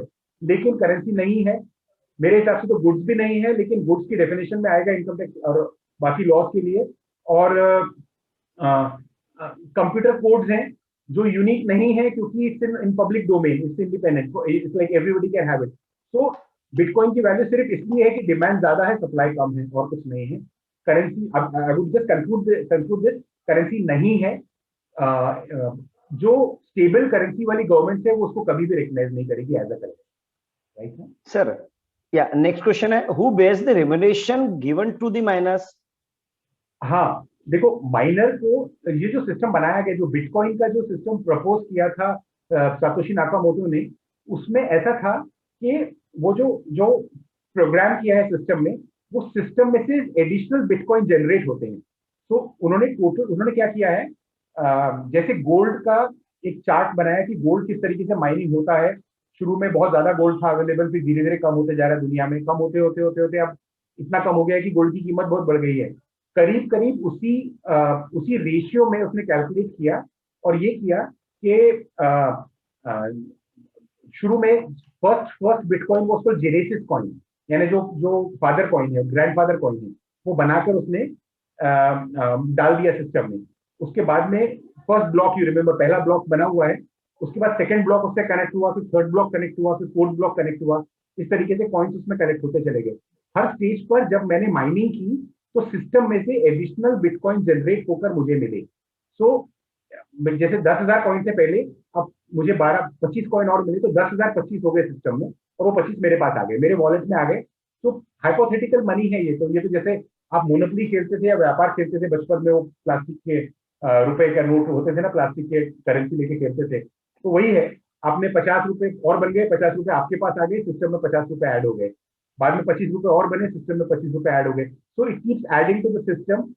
धीरे धीरे गोल्ड के समान है. धीरे धीरे पहले 25 50 कॉइन्स मिलते थे माइनर को, फिर 25 मिले, फिर 12.5 मिले, फिर 6.25 मिले, अब 3.125 मिल रहे हैं. तो धीरे धीरे कम होते जा रहा है, लेकिन उसकी वैल्यू बढ़ रही है तो उसको फर्क नहीं पड़ रहा कम होने में. तो इस तरीके से ये सिस्टम में जनरेट हो रहा है और सिस्टम में से मिल रहा है आपको. Nobody is paying him. उसके अलावा सतोशी ने ये भी प्रपोज किया था कि जिस दिन ये जीरो हो जाएगा, जिस दिन ये 3.125 और उसके बाद 1.575 ऐसा करते करते जीरो हो जाएगा, उसके बाद ट्रांजेक्शन फीस की बात प्रपोज की. जैसे आप बैंक से कैश ट्रांसफर करते हैं तो बैंक आपसे 100 रुपए ट्रांसफर चार्जेस लेता है. उसने प्रपोज कर रखा है कि सिस्टम में हम स्मार्ट कॉन्ट्रैक्ट डालकर वो ट्रांजेक्शन डाल देंगे बाद में जब वो हो जाएगा. आज जरूरत नहीं है उसकी. I think that explains Naresh.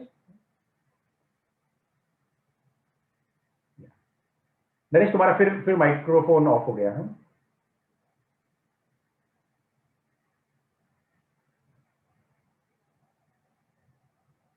Sir कुछ और क्वेरीज है इसमें। हाँ बोलिए। मैं स्क्रीन शेयरिंग ऑफ कर देता हूँ ताकि हम थोड़ा सा और आसानी से। एक क्वेरी आपने आंसर तो दिया है, लेकिन फिर भी एक specific query I will put it. Is cryptocurrency really that much fascinating और just another form of gambling? Well, if you're asking my personal opinion, I feel it's the again don't get disappointed if you are trading into it, क्योंकि trading में तो बहुत सी चीजें होती रहेगी। हो सकता है पैसा आप बहुत समय तक कमाते रहे इसमें, लेकिन if you ask my opinion, crypto currency is the biggest scam of the century, I would say. इससे बड़ा इस ट्यूलिप मैनिया के बारे में आप लोग गूगल सर्च करके पढ़िएगा, आपको मजा आएगा कि क्या चीज थी tulip mania. That was in 14th century Holland में था वो। उसी का मॉडर्न रूप है और ये जल्दी खत्म नहीं होगा, क्योंकि सिस्टम इट्स सो सिस्टमैटिक, पूरा computer based, software based systematic technology को यूज कर रहा है। तो जिसको हम डब्बा ट्रेडिंग कहते थे, आपने जो पूछा सवाल उसका जवाब देता हूँ, डब्बा ट्रेडिंग कहते थे, वो डब्बा बंद हो जाया करता था। ग्रे मार्केट जो उसको कहते थे हम लोग, वो बंद हो जाया करता था क्योंकि उसमें से कोई छोड़कर भाग जाता था या किसी का दिवाला निकल जाता था। ये सिस्टम इतना सिस्टमैटिक है कि इसमें से जल्दी बंद नहीं होगा, बहुत समय तक चलता रहेगा। But to answer your query, in my personal opinion, it's out and out speculative product. अगर असेट है तो भी स्पेक्यूलेटिव असेट है। मैं तो असेट भी नहीं मानता, लेकिन है तो स्पेक्यूलेटिव असेट है। और स्पेक्यूलेटिव असेट है, स्पेक्यूलेशन में आप गेस नहीं कर सकते कि कितना समय चलेगा। It's a demand supply game. हो सकता है कि ये लाइफ लॉन्ग चलता रहे, ये नहीं कह रहा हूं मैं, but it remains a speculative product with zero intrinsic value. If there is no underlying assets in crypto, then it is not completely speculative, as it is completely based on demand and supply. Yes, absolutely. It is just because somebody is buying it, it has got the price.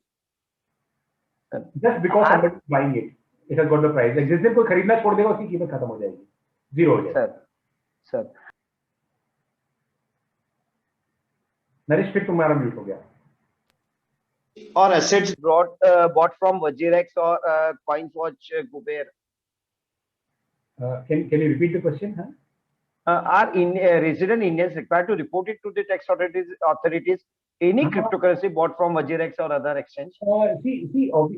खरीद जैसे हमारा normal share खरीदते हैं, आप उसको समझ लीजिए वैसा ही है। For the purpose of reporting आप समझ लीजिए।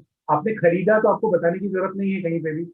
आप जब आपको प्रॉफिट होगा तो प्रॉफिट आपको टैक्स अथॉरिटीज को रिपोर्ट करना है। कंपनीज को अपने डिस्क्लोजर में डालना है कि हमारे पास में क्रिप्टो ट्रांजेक्शन कितनी हुई है। लेकिन एज एन इंडिविजुअल जैसे आप शेयर खरीदते हैं वैसा ही है। आपने खरीदा, आपने बेचा, आपको मुनाफा हुआ, उसको आपको रिपोर्ट करना है ऑब्वियसली। एनी प्रॉफिट, मतलब इसमें तो अनडिनाएबल कि क्रिप्टो करेंसी लीगल है या इलीगल है या कुछ भी है, आपका प्रॉफिट होता है तो टैक्सेबल तो रहेगा ही रहेगा वो। What ever the government stand on legality में भी if you earn profit तो करना है। बाकी अदरवाइज खरीदने में आपको नहीं दिखाना है, आपको कुछ रिपोर्टिंग की रिक्वायरमेंट नहीं है अभी as on today. Can we create our own crypto currency? Certainly. मेरा आर्ग्यूमेंट हमेशा यही रहता है। लोग जब बोलते हैं कि बिटकॉइन सोना है, तो मैं कहता हूँ कि मैं अपना बॉब कॉइन और तुम अपना नरेश कॉइन बना लीजिए ना, क्या तकलीफ है, क्या कैसे सोना हो। नो, पीपल से दैट उसका जो माइनिंग का जो चार्ट है वो गोल्ड के समान है। बिल्कुल आई अग्री विद देम कि गोल्ड के समान है, लेकिन वाई बिटकॉइन? अगर बिटकॉइन ले सकता हूँ तो डॉज कॉइन भी ले सकता हूँ, मैं आपका कॉइन भी ले सकता हूँ, मेरा कॉइन भी ले सकता हूँ। There are already 3000 alt coins in the market. 3000 coins already बन चुके हैं और बन रहे हैं रोज, तो इसलिए कोई एंट्री बैरियर नहीं है। तो यही मेरा आर्ग्यूमेंट है हमेशा कि अगर एंट्री बैरियर नहीं है और उसको उसका इंट्रिंसिक वैल्यू उसके लिए कुछ किया नहीं गया है, तो वैल्यूएशन कहाँ से आया? वैल्यूएशन तो परसेप्शन से आया। खाली लोग खरीद रहे हैं, लोग बेच रहे हैं, इसलिए बिक रहा है और इसलिए खरीदा जा रहा है। So how is to create your bitcoin easily, very easily. लोगों ने तो ऐसा भी किया है अभी कि क्योंकि बिटकॉइन की माइनिंग बहुत डिफिकल्ट है, बहुत बड़ी सुपर पावर कंप्यूटर्स की लगती है, लोगों ने तो मोबाइल पे चलने वाले कॉइन्स भी बना दिए हैं जो आप मोबाइल के ऊपर में माइनिंग कर सकते हैं। सो दैट छोटे बच्चों को खिलाया जाता है ना, वैसा आप इस पे माइनिंग कर लीजिए, आपको पैसा मिलेगा, kind of thing. So everything is happening like that. It's not regulated eight the moment. Government खुद ही कंफ्यूज है, किसी के पास रेगुलेशन इसके लिए बहुत। क्या होता है, जब नई टेक्नोलॉजी सामने आती है तो गवर्नमेंट को सबसे बड़ा डायलेमा ये होता है कि रेगुलेट करें तो इसका मतलब होगा कि टेक्नोलॉजी को किल कर देना, रेगुलेट नहीं करेंगे तो ये इस तरीके से बड़ा बन जाएगा और बाद में तकलीफ देता है. So we are into that stage. ये बहुत बड़ी मुसीबत भी बन रही है, लेकिन रेगुलेट करने के बारे में बहुत बार सोचना पड़ता है. And there is one more angle जो कि हम किसी और दिन बात करेंगे. जो डार्क वेब है, जो 2 नंबर की ट्रांजैक्शंस हैं, जो इलीगल वर्ल्ड की ट्रांजैक्शन है, इलिसिट वर्ल्ड की ट्रांजैक्शन है, वो सारी आजकल क्रिप्टो करेंसीज में हो रही हैं. So that is another aspect जिसके लिए मैं साकेत, अगर हमको अगली बार बुलाएंगे तो हम उसके बारे में बात करेंगे, अभी नहीं. रवीना की क्वेरी है, how is the valuation done for bitcoins? मुझे 4 दिन पहले इंस्टीट्यूट से रिलेटेड किसी ब्रांच से फोन था, जहां पर उन्होंने कहा कि will you they wanted me to speak on valuations of bitcoin. मैं बोला I am the worst person to talk on that. मैं सबसे गलत आदमी हूँ, मेरे हिसाब से वैल्यूएशन 0 है. तो आप मुझे मत बुलाए तो ज्यादा अच्छा रहेगा, आप परेशान हो जाएंगे. I can answer that in 1 word, the valuation is 0. तो इसलिए I am not the right person to tell. लोगों ने बहुत सारे तरीके निकाले हैं. जब क्या होता है, जब कोई चीज बिकती है ना बाजार में, तो उसके वैल्यूएशन के तरीके ढूंढने पड़ते हैं. लोगों ने बहुत सारे वैल्यूएशन के मेथड ढूंढ के निकाले हैं कि माइनिंग में जितनी बिजली कंज्यूम हो रही है उससे वैल्यूएशन कर रहे हैं, या फिर ऐसे, या ट्रेंड एनालिसिस सिंपल रहता है. स्टॉक मार्केट में जो आप करते हैं, आप उसकी ट्रेंड ले लीजिए, ट्रेंड से वैल्यूएशन कर, मतलब इस तरीके से लोगों ने बहुत सारे जो फर्जी मेथड है वैल्यूएशन के ढूंढ के निकाले हैं. But since intrinsic value is 0, आपको वैल्यूएशन के कैलकुलेटर की भी जरूरत नहीं है मेरे हिसाब से. Sir, next question, how is gold different from bitcoin? Gold is also a non income generating assets. जी, gold is not income generating asset. Gold और बिटकॉइन में ज्यादा फर्क नहीं है. फर्क कहाँ है मैं बताता हूँ आपको. दोनों में 2 चीज का. एक तो बिल्कुल फर्क इसलिए नहीं है कि गोल्ड भी नॉन इनकम जनरेटिंग है. गोल्ड भी एक मेटल है जिसको हमने मान लिया कि जिसकी कीमत है. अगर गोल्ड के बदले हमने कॉपर को मान लिया होता तो कॉपर की कीमत आज इतनी हो गई होती. बट द डिफरेंस क्या है मैं आपको बताता हूँ. Gold traditionally for thousands of year gold एक सिक्योरिटी का पैमाना रहा है. गोल्ड पहली करेंसी रही है. गोल्ड हमारे यहाँ पेपर करेंसी में बाद में है, पहले गोल्ड करेंसी थी.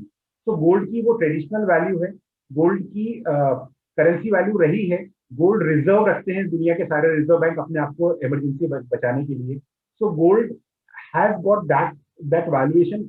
लोगों के दिमाग में भी गोल्ड की वैल्यूएशन बने. तो tradition and valuation has made gold different from bitcoin in that perspective. अगर बिटकॉइन अगले 2000 साल तक रहेगा तो बिटकॉइन भी गोल्ड बन जाएगा. समझ लीजिए, as simple as that. Gold 2000 सालों से है इसलिए गोल्ड है वो, और यही है. बाकी अदरवाइज कोई फर्क नहीं है. अदरवाइज ये भी अनप्रोडक्टिव है, वो भी अनप्रोडक्टिव है. लेकिन गोल्ड ट्रेडिशनली उसको सिक्योरिटी का चीज मान लिया गया है. और बिटकॉइन इज एमर्जिंग टेक्नोलॉजी जिसको माना जाएगा कि नहीं आना जाएगा फ्यूचर में, ये हम आज कह नहीं सकते. That's a major difference between gold and that and gold and bitcoin. How would the loss in Bitcoin exchange be treated if recognized as assets by the government? See, अगर बिटकॉइन कैपिटल असेट है, capital asset की definition में ही आ रहा है वो हमारे हिसाब से, तो जो कैपिटल गेन्स और कैपिटल लॉस के जो प्रोविजन है वो सीधे सीधे एप्लीकेबल है. Capital gains, capital loss, short term capital gains, short term capital loss. Whether it's a stock in trade और not is to me it's not at the moment, जब तक उसको स्पेसिफाई नहीं किया जाएगा. सो स्टॉक इन ट्रेड होगा तो अलग ट्रीटमेंट हो जाएगा जैसा होता है. But otherwise, you can consider it to be a short-term capital gains and a short-term capital loss and long-term capital gains and long-term capital loss. 3 साल का period. Simple. Sir, Batresh Mehta ji का नेक्स्ट क्वेरी है, sir FEMA issue is there for bitcoin? अगर आपकी foreign transaction में bitcoin involve होंगे तो FEMA issue आ जाएगा ऑटोमेटिकली. आपको अगर आप देखिए, बिटकॉइन का जो ट्रांसफर है यहाँ से वहां या वहां से यहाँ दिखाई नहीं देता किसी को. वो इनविजिबल तरीके से, सीक्रेट, एनोनिमस, सिक्योर तरीके से होता है. लेकिन लॉ में आपको जब आपकी फॉरेन करेंसी की ट्रांजैक्शन होती है तो आपकी रिपोर्टिंग रिक्वायरमेंट आ ही जाती है. सो आपको रिक्वायरमेंट है एज अ रेसिडेंट इंडियन, अगर आप बाहर से ला रहे हैं, FEMA इश्यू इन्वॉल्व हो गया आपके उसमें. तो जहां पर FEMA फॉरेन ट्रांजैक्शन में इन्वॉल्व होता है वहां पर बिटकॉइन के लिए भी इन्वॉल्व है.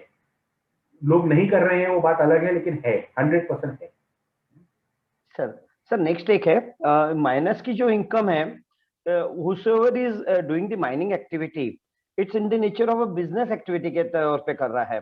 तो it could be a business profession की भी इनकम हो सकती है, उसकी जो मार्केट वैल्यू है उसको कन्वर्ट करके it can be लिया जा सकता है. कुछ लोगों ने वैसा किया है.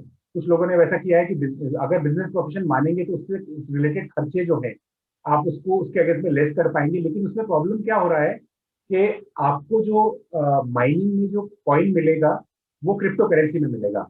सो क्रिप्टो करेंसी का आपको, अब यदि आप बिजनेस इनकम ले रहे हैं तो वैल्यूएशन का बहुत बड़ा यहाँ पर एक लिटिगेशन आएगा आपको डिपार्टमेंट के साथ में, कि जब आपको मिला है तो उस समय की वैल्यूएशन क्या थे। अगर वो ट्रेडेड वाला है, बिटकॉइन में तो बहुत आसान है क्योंकि बिटकॉइन डेली ट्रेडेड है, लेकिन बहुत सारी क्रिप्टो करेंसी है जो ट्रेडेड नहीं है रेगुलरली, फ्रीक्वेंटली ट्रेडेड नहीं है, और जब ट्रेडिंग होती है तो 20% बढ़ती है, 30% घटती है। तो आपको ये बहुत बड़े प्रॉब्लम्स आने वाले, but otherwise you are right about that, इसको आप बिजनेस एक्टिविटी करके भी ले सकते हैं, और उसमें आपको माइनिंग से related electricity expenses, computer time, computer से रिलेटेड एक्सपेंसेस, ऑफिस एक्सपेंसेस भी आप उसको क्लेम कर पाएंगे उसमें। लेकिन फिर भी ये बहुत सीधा सीधा नहीं है जैसा मैंने कहा, क्योंकि आपका वैल्यूएशन का problem, because you are not getting rupees, you are getting commodity as a reward, as a receipt. तो उसको हमको क्वांटिफाई करना थोड़ा सा पेचीदा रहेगा इसमें, बस that is the only problem. या सर, सीए मोहन राठी जी का क्वेरी है, why it can not be treated as a speculative transaction, it should not be treated as capital assets, एक जनरल व्यू। अगर अभी अभी तो गवर्नमेंट इसको कैपिटल एसेट मान रही है, सो कैपिटल एसेट अगर है तो स्पेक्युलेटिव। अभी आपको बताऊं बिटकॉइन में क्या हो रहा है, नेक्स्ट लेवल क्या हो रहा है अमेरिका में, जो हिंदुस्तान में जल्दी हो जाएगा। आपने जिस तरीके से वजीर एक्स और वो कौन कौन से जो हमारे पास एक्सचेंजेस खुल गए हैं ना अमेरिका में, इनके डेरिवेटिव्स बनने चालू हो गए हैं। तो there are derivatives derived from, आप बिटकॉइन नहीं खरीद रहे तो बिटकॉइन का डेरिवेटिव खरीद लीजिए जो बिटकॉइन पर डिराइव्ड है। तो नेक्स्ट लेवल F&O ही है इसका अगला लेवल वही। अगर आप बिटकॉइन जिंदा रहेगा तो आप समझ लीजिए इसके ऊपर में F&O ही होने वाला है, इसके ऊपर में भी आपको फ्यूचर्स होने वाला है और फॉरवर्ड ट्रांजैक्शन होने वाले हैं। तो आपका स्पेकुलेशन तो आ ही गया। तो इसलिए वही एसेट को स्पेकुलेटर ट्रीट करता है और वही एसेट को इन्वेस्टमेंट ट्रीट करता है। तो वही है, जो स्टॉक एक्सचेंज की एनालॉजी है वही यहाँ पर एप्लीकेबल रहेगी आपके लिए भी। सर, एक इंटरेस्टिंग क्वेश्चन है कि what do you see bitcoins after 5 साल 10 साल में, whether bitcoin will be a currency और ये एकदम गैम्बलिंग करके पूरा मार्केट से बाहर हो जाएगा? What is the future of bitcoin, your personal view? See, number one, it would never become currency, लेकिन अगर करेंसी बनेगा तो सरकारी करेंसी बनेगी। जो बिटकॉइन जैसा होगा, रिजर्व बैंक का बिटकॉइन होगा जो, वो सरकारी करेंसी बनेगी। अगर वो करेंसी बनेगी तो उसका वैल्यूएशन फ्लक्चुएट नहीं होगा, इसलिए उसमें उसका चार्म खत्म हो गया। जो आप सोच रहे हैं फ्लक्चुएशन, तो उसमें फ्लक्चुएशन तो नहीं रहेगा।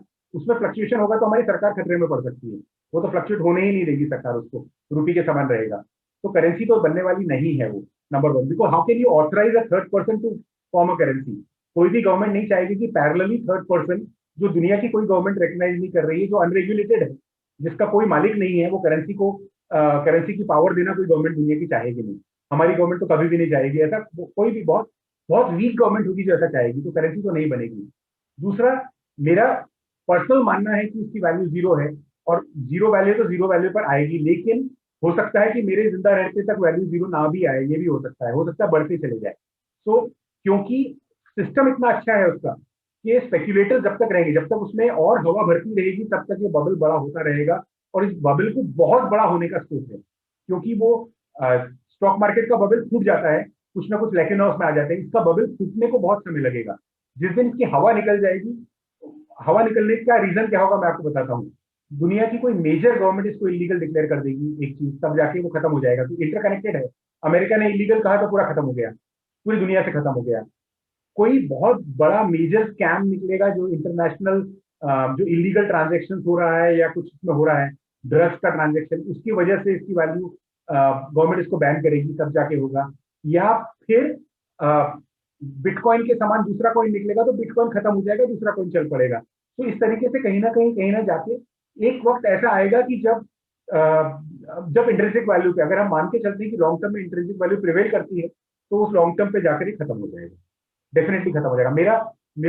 मैं प्रेडिक्ट नहीं करना चाहता, आई एम नॉट, क्योंकि मुझे मालूम है बहुत लंबा चलता है ये, लेकिन end of bitcoin is zero, this is for sure. Sir, एक जनरल सजेशन है, dollar is an international currency होती है, तो क्या ऐसा नहीं हो सकता है कि सब कंट्रीज मिलके एक पैक्ट साइन कर ले और एक करेंसी, इंटरनेशनल करेंसी बना ली जाए कोई, और that will be an medium of exchange रह जाए, और उसको बैक किया जाए वहां की लोकल करेंसी लेके, एक जो इंटरनेशनल एक पूल बना लिया जाए और करेंसी में वो काम किया जाए? ये एक्सपेरिमेंट ऑलरेडी हो चुका है। Euro is an example. European block की कंट्रीज ने मिलकर यूरो बनाया और चला रहे हैं, और उसका पर्पज यही था कि डॉलर को टक्कर देना। डॉलर को टक्कर भी दिया उन्होंने।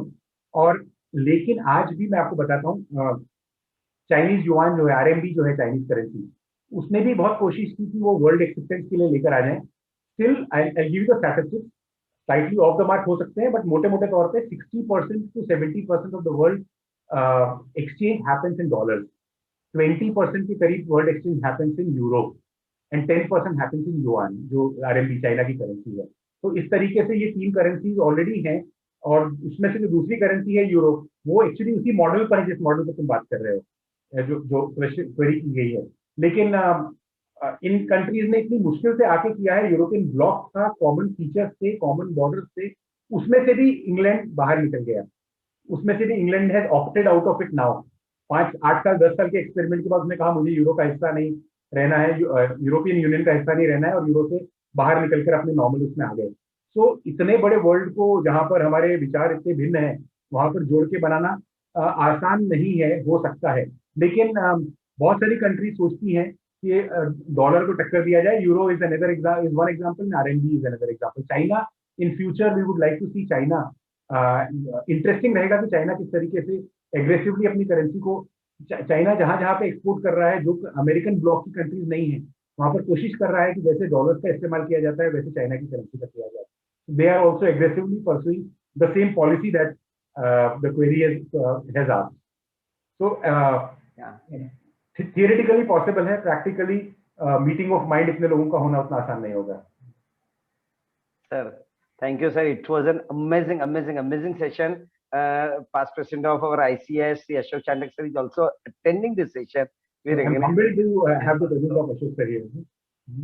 Sir, now I hand over the floor back to our chairman, sir, C.A. Saket sir. Sir, you may please take it forward for a formal vote of thanks and ahead. Thank you so much, Naresh sir. I feel the session was so spellbounding, but जो sir ने बार-बार bubble बोला और बार-बार आपने value 0 बोल दी ना, उससे बहुत सारे लोगों के मन थोड़े से कम ज्यादा हो गए, बिकॉज लेकिन मैंने कहा कि आप अभी भी स्पेक्युलेट कर सकते हैं, 0 कब पहुंचेगा मालूम नहीं, लेकिन वैल्यू 0 है, ये मान के करें। If you speculate, make sure that आप ये मान के चले कि आप कैसीनो में पैसा लगा रहे हैं, उसके बाद करिए। It was a really interesting session. To formally propose a formal vote of thanks, I request the Vikasa Vice Chairman, Amaya Soman, to please present a formal vote of thanks. Amaya, over to you. Yeah. A very good evening to one and all. On behalf of Nagpur branch and Nagpur branch of Vikasa, I express sincere thanks to T.S. Raval sir, because this session was such wonderful session, and sir covered the technical part so well as the CA part, that is the accounting and taxation part, which is the thing which will be useful for us in the future, because अब तो सब चीजों में ambiguity है, सब चीजें नहीं है, but बाद में जैसे क्रिप्टो करेंसीज ट्रेडिंग चालू होंगी, ज्यादा उसमें इन्वॉल्व होंगे लोग, तो उसमें जो कॉम्प्लिकेशंस आएंगी उसका हमें जरूर उपयोग होगा। So thank you so much, sir. I would also thank C.A. Saket Bagadia sir, chairman of Nagpur branch, for organizing such nice sessions for these members as well as the students, and to the entire managing committee of Nagpur branch. Last but not the least, I would also thank the audience for the patient listening. Thank you. Thank you. Thanks everybody. Thank you very much. Thank you. Thank you. Thank you so much. We are signing it off, sir.